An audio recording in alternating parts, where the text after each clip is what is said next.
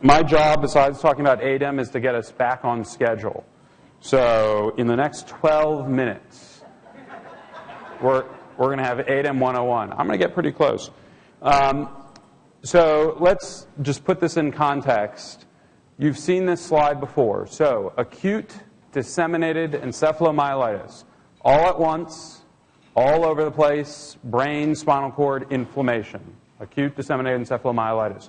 The brain MRI often, as we just heard, has this multifocal pattern of lesions all throughout the white matter. People tend to come in not just with a bum leg or a problem with a hand, although it may start that way. Often there are changes in cognition, in mentation. How awake are they? They may look like they may have meningitis or encephalitis, and usually that creates a problem diagnostically at the beginning. This is the slide that you've seen from this morning, putting it in context in terms of neuromyelitis optica, multiple sclerosis, transverse myelitis. ADEM, by definition, is one time only. We can arm wrestle as to whether or not you can have recurrent ADEM later on this afternoon, versus multiple sclerosis, which by definition we know is coming back, and it's going to come back again. Everyone remember this? I'm grading. Okay, so can somebody describe the histology here for me? I can't, so it's all right. So the idea here, this is a slide to remind me of a couple things pathologically. This is important. If you really want to get to ADEM and MS 102, 103, 104 graduate seminar series, it's these slides that keep us up at night. So in all of these instances, the cats are getting into the study and they're chewing on things. We know that that's a commonality. We know in multiple sclerosis that we can see inflammation. We just saw it in the presentation this morning. We know in ADEM we can see inflammation. If we look for the cells, they look like the same kind of cats. There are tabby cats and Persian cats. They're all there. They're all having a party. They're all doing damage. But there are distinct differences in terms of the pathology when you compare ADEM to multiple sclerosis. In ADEM, there tends to be a lot of inflammation, it tends to be everywhere, and it tends to cause some demyelination, but those speaker wires don't get damaged on average to the same degree as in multiple sclerosis. Why? The cats are chewing just as much, if not more, and yet we don't see the same level of speaker wire disruption as early on as we do in multiple sclerosis. So right off the bat, pathologically, there are differences going on here in these diseases. Even though the phenotype, the way patients may look and the symptoms they have are exactly the same, the speaker wires aren't working, there are distinct differences in what's going on. As a definition, just as background, acute disseminated encephalomyelitis is more common in children than adults. It can occur at any age. The older you get, the less of a risk there is. So the peak incidence is between the ages of 5 and 8. There is possibly a male predominance of ADEM. Multiple sclerosis, it's 2 to 1, women to men. In ADEM, it's probably about even, although a couple studies have even hinted at more boys than girls getting it, especially when you're talking about children. The estimated incidence among children is 0.4 per 100,000. Well, what does that mean? You can round up and say, okay, 4 per million. So for every million of population, about 4 cases of ADEM among people under the age of 18. When you ask people and interview them about what happened to you in the month or 2 months before getting this event, about 5% will report getting a vaccine in the month ahead of time. 93% will report an infection, whether it be a respiratory infection or a gastrointestinal infection, some sort of infection prior to the event. If A precedes B, it does not mean that A caused B. These associations are intriguing and dangerous at the same time, and we'll talk about the conclusions that you can draw from them. But it lends itself to the discussion of immune-mediated damage in ADEM. There is a seasonal variation in ADEM. So when you move towards December to March, so really the heart of winter, end of fall through the beginning of spring, that is the peak of ADEM. You can superimpose this curve on half a dozen viral infections. You can superimpose this curve on certain vaccinations. You can superimpose this curve on a lot of things. I may be getting the months wrong. There are studies on all this. But how many people here were born in May or June? So we have a higher rate of, I think it's MS. How many people here were born in January, December? And I may be reversing these. I'm sorry, you have a higher rate chance of brain tumors.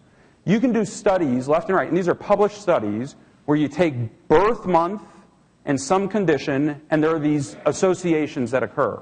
And you can do, and nobody's free. So if you're born in November, don't smile. There's something that's going to get you as well. For every month, there's some sort of association. And again, what you do with that data is really the key. What's critical here is to recognize that if you can tease this apart, if you can sort out causation, then you will ultimately understand the pathobiology. And if you can sort out causation that differentiates ADEM from MS, from transverse myelitis, there are these antigens in the myelin in your brain and the spinal cord. Why did one child get ADEM and another child get transverse myelitis? There's a distinct biology there based on causation that we yet to understand. But once we do, then we'll be off to the races in terms of dealing with these disorders.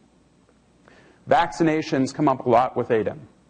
And it's based on, the concern is based on a lot of the original vaccines, particularly the original rabies vaccine that had a lot of neural tissue in the vaccine.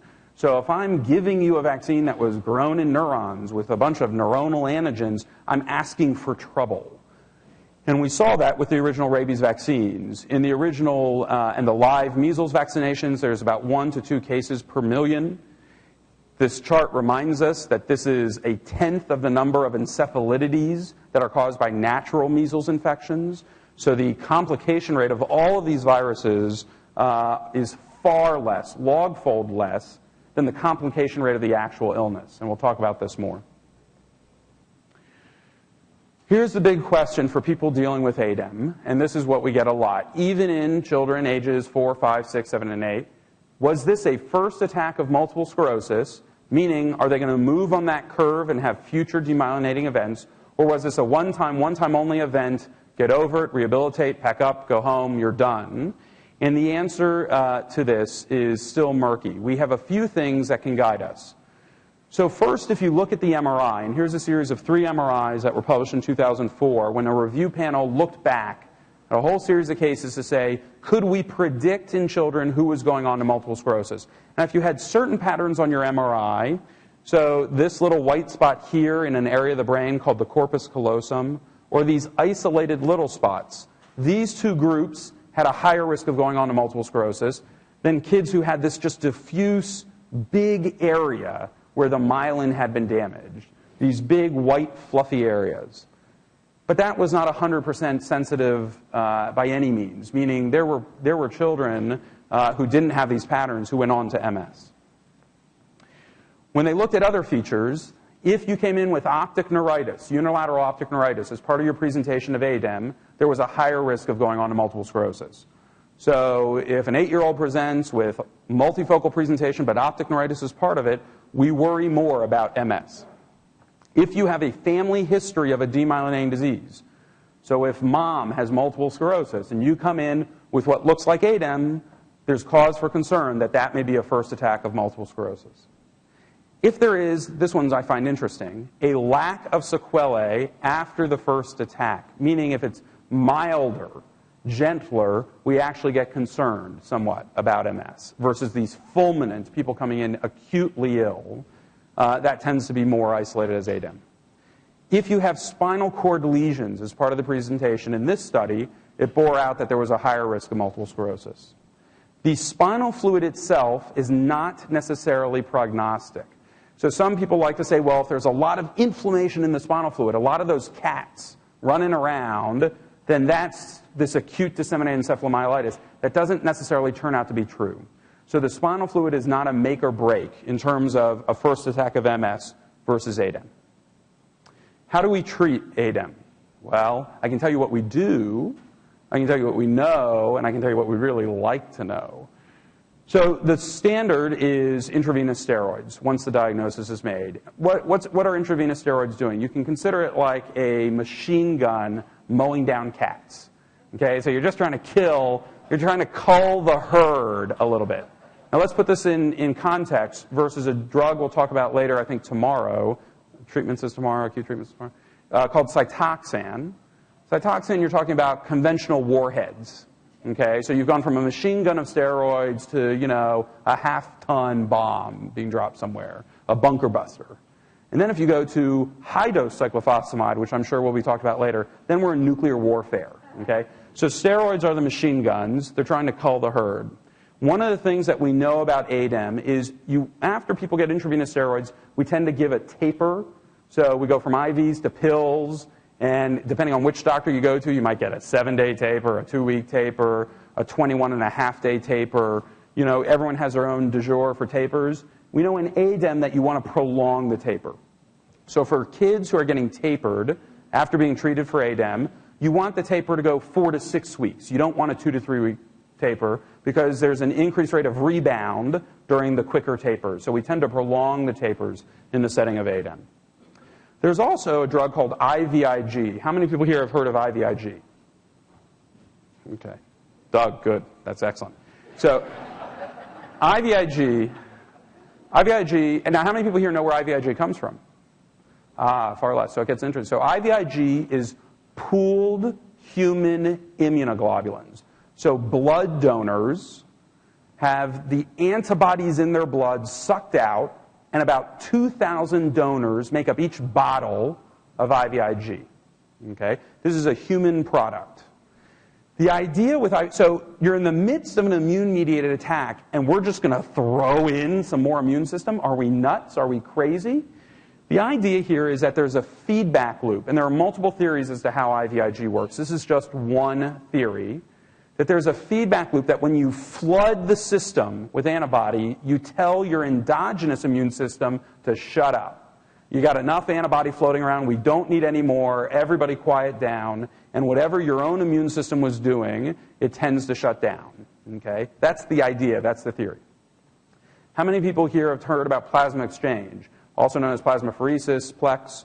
So plasma exchange, the idea there is that we are, instead of turning off your immune system, we're just going to clean it. We're going to send it out to the cleaners, get rid of all the crud, and give you back the good stuff.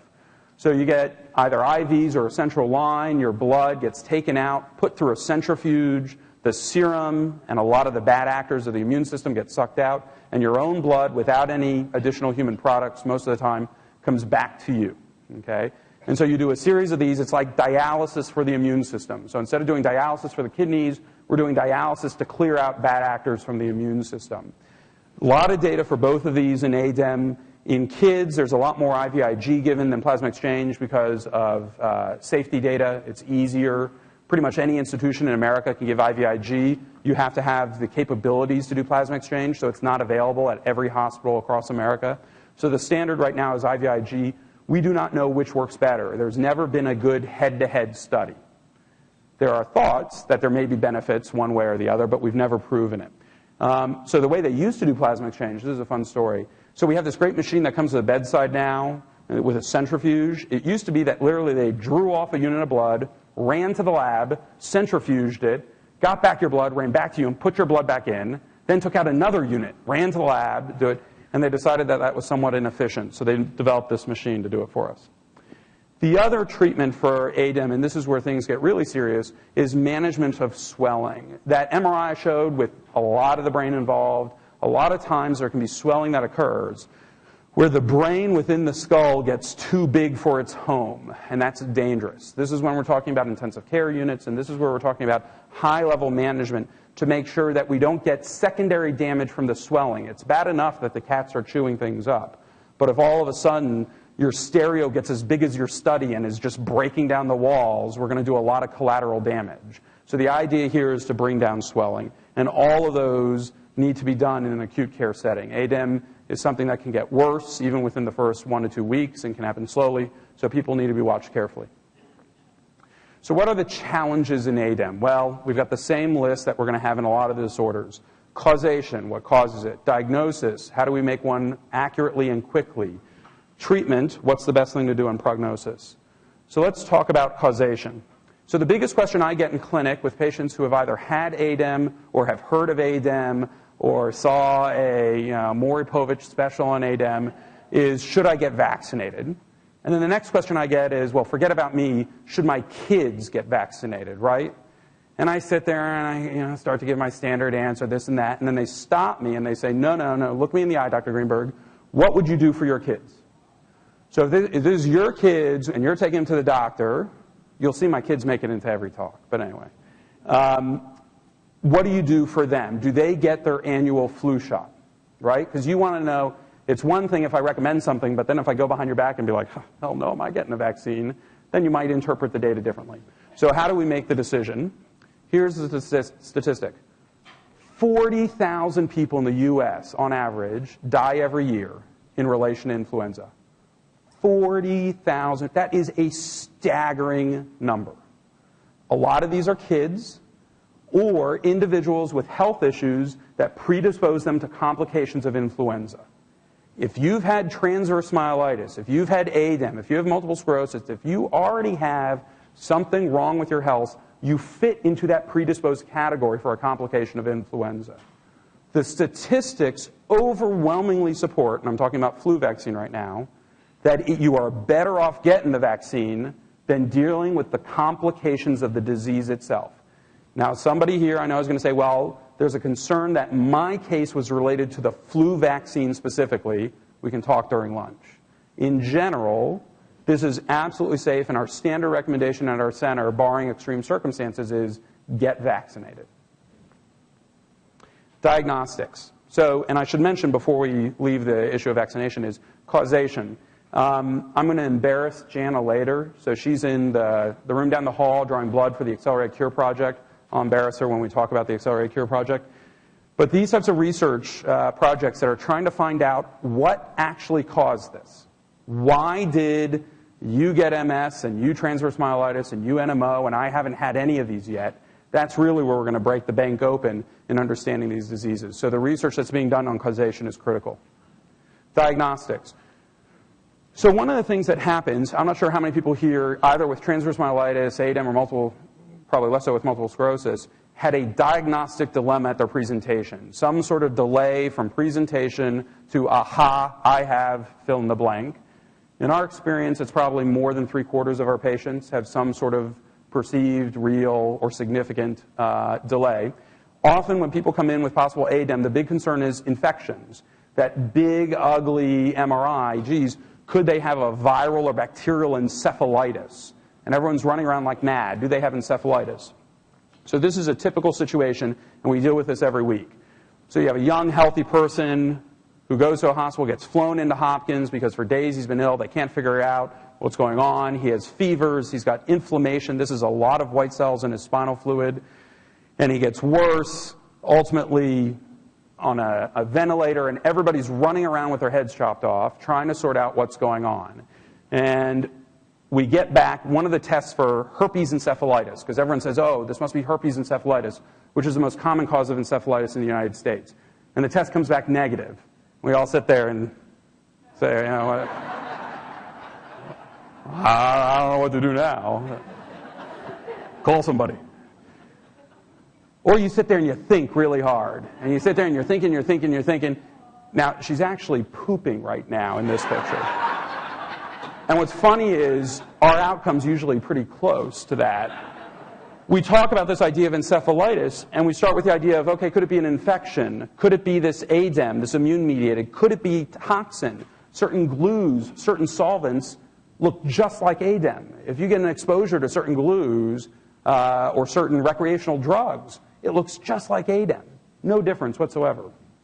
So then we send our medical student to the library and we say, okay, come back with all the infections that can cause this.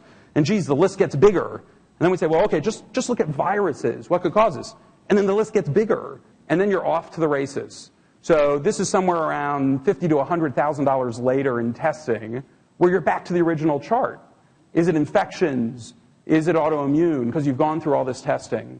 So they looked at this in California prospectively, and they said, all right, let's follow all of these cases, and let's throw the kitchen sink at all of them. Let's test these patients for all these random events. What was their batting average for making a diagnosis in the end? Less than a third.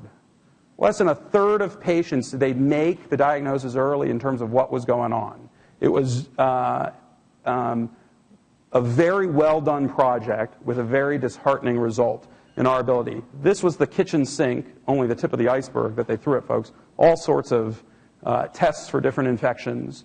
And in the end, they found a lot of different diseases, including autoimmune disorders, and they didn't find the infections that they were looking for. Why is this important, though? Why is the diagnosis critically important? And it comes to treatments. Do I want to give immunosuppressive agents to somebody with viral encephalitis? Doesn't sound like the best idea to me right now. Because if your immune system, if that inflammation is there for a really good reason, trying to fight off a virus, the last thing I want, if there's a mouse in the brain that the cats are going after, you don't want to kill the cats. You want them to go ahead and clear that area. So making a diagnosis of immune-mediated versus infection early and accurately is critical, and it's one of the things we're working on.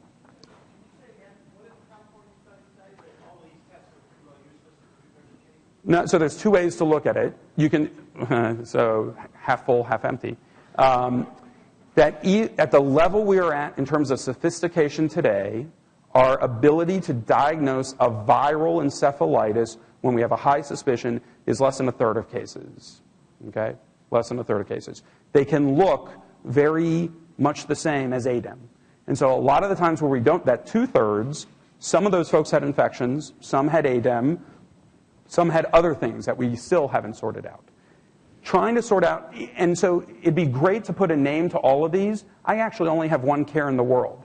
When that person in the middle of the night hits my intensive care unit, I want to know one of two things. Is this an infection or is this immune-mediated? I could care less what you call it. If you call it Greenberg syndrome, that's great. If you call it Kerr disease, I don't care. But if I know that it's immune-mediated versus infectious, I can do something, or I can keep myself from doing something that would be really bad. So the specific name is less important to me than actually making that distinction.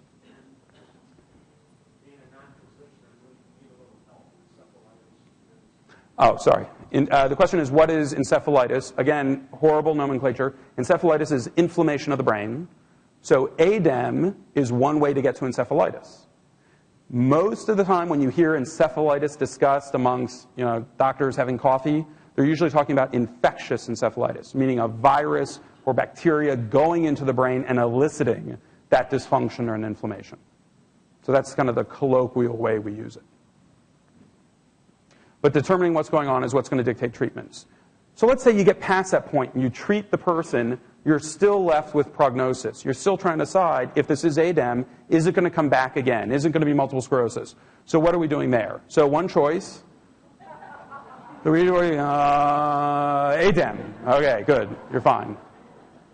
We've changed at Hopkins. We've upgraded to the magic 8-ball. Will this person have another attack? Unlikely. Good. Okay. You can go to government and you can ask them for help. I'm in Washington. I'm safe with these things. The other Washington. Or wouldn't it be nice to have a blood test?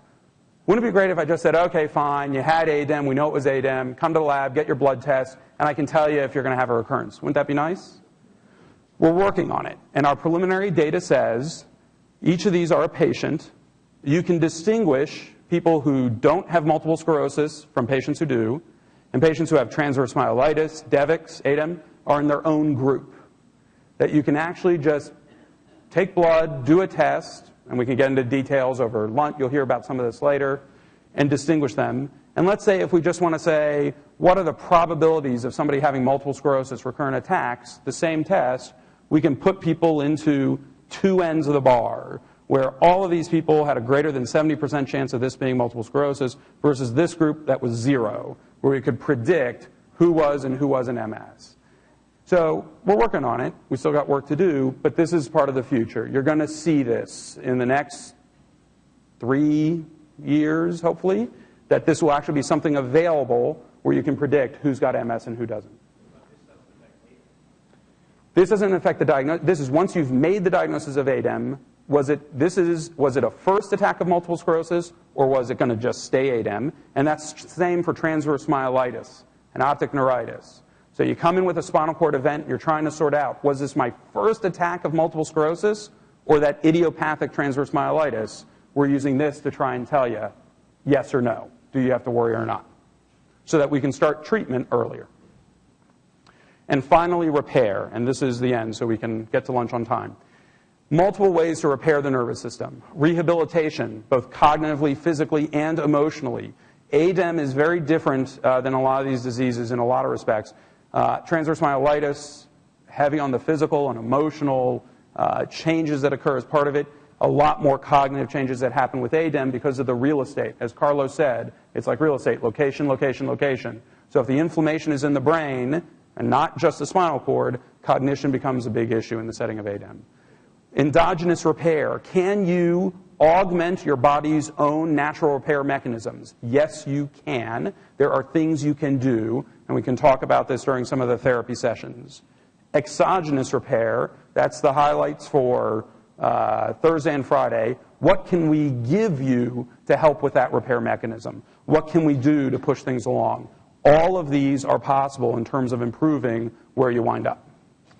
So if you guys have any question about ADEM, happy to answer, but I think we should, there are, I can answer just one, and then we'll move on. The statistics on incidence, 0.4 per 100,000 was relevant to a children's study. Are there any statistics for adults? And the answer is they're all lousy. We know that it's less than that, and it's probably easily tenfold less than that. So you're probably talking about 0.4, 0.5 per million, but these are estimates. Because again, it goes back to that California encephalitis study. When are we convinced of the diagnosis in adults versus something else? So I'd argue a lot of ADEM cases are actually being called viral encephalitis, NOS. And so we really don't have a good handle on what the number is. Okay, thank you all.